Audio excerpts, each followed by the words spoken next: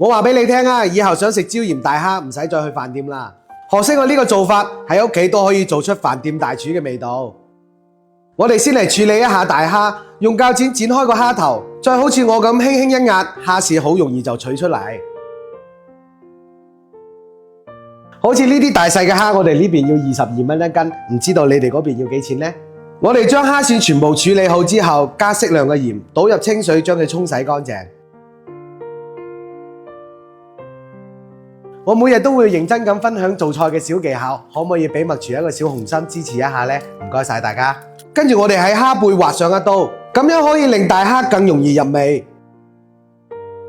下面到咗最關鍵嘅步驟，大家一定要注意睇啦。我哋喺蝦嘅表面撒上一層澱粉，澱粉可以鎖住蝦嘅水分，等陣煎嘅時候呢，就會形成一層薄薄嘅酥皮。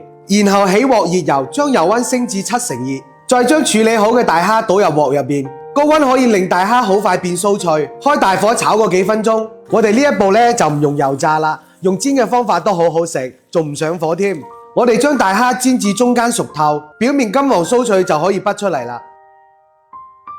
跟住鑊入邊留一啲油，倒入切好嘅蒜末、青紅辣椒同埋洋蔥粒，開大火炒出香味，再將煎好嘅大蝦倒入去，調味嚟啲椒鹽粉就得啦。